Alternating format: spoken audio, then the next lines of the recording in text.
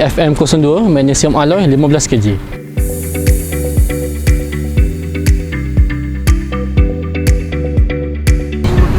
Okay, assalamualaikum semua. Saya Kamaru dari Fresco Bike. Okay, hari ni saya nak review satu wheelchair, iaitu electric wheelchair lightweight 15 kg FM02. Yang ni adalah wheelchair yang paling laris dekat pasaran.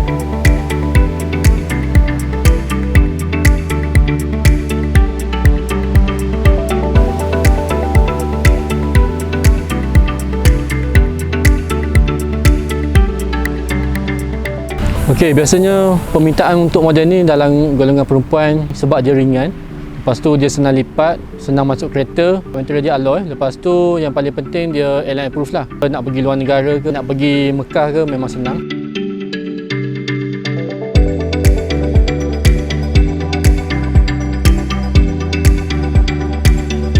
Kita mula daripada motor. Okey, motor ni kiri kanan 200 watt Okey, maknanya satu ni 200 watt. Okey, untuk dua ni 400 watt. Okey, tayar belakang adalah solid tayar. Okey, ada brake juga. Ada tayar belakang. Ini adalah untuk safety, tak nak bagi terlentang ke belakang macam biasa. Ini adalah armrest. Armrest dia boleh naik ke atas. Okey, dia sampai level ni je.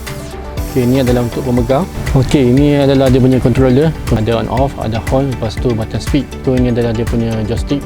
Joystick ni 360 Bila kita off, dia lampu tutup Okey. Untuk bahagian atas, ini adalah indikator untuk bateri. Ini adalah speed. Bateri kalau macam ni penuh dia ada merah, orange dengan kuning. Kuning maksudnya dia full. Okey, kalau dia habis nanti dia akan padam satu-satulah. Untuk penjagaan bateri, saya beritahu siap-siap jangan pakai betul-betul habis Merah je dah boleh cas. Jangan pakai betul-betul habis. Belah sini pun boleh naik juga. Cas kat sini, direct controller. Masa cas dekat sini, controller ni jangan on off je. Itu saja. Okey, ini adalah dia punya bateri. Bateri ni jenis lithium dia punya watt pula adalah 24V 10Ah. Okey. Airline proof. Cara tarik dia senang je, macam ni je. Okey, dah.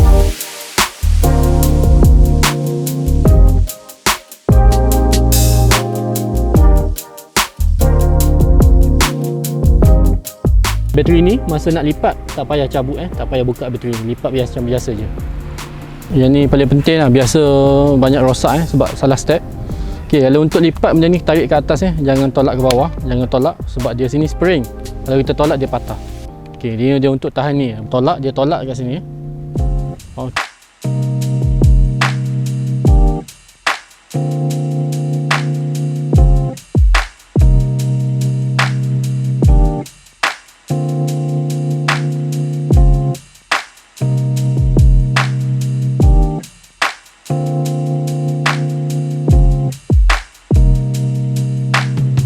Okey, sekarang saya tunjukkan macam mana nak lipat wheelchair ni. Okey, senang je.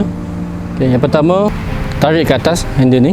Okey, yang kedua naikkan footrest sedikit. Okey, yang ketiga. Okey, yang terakhir tekan dia punya lock untuk backrest ni ke belakang. Angkat.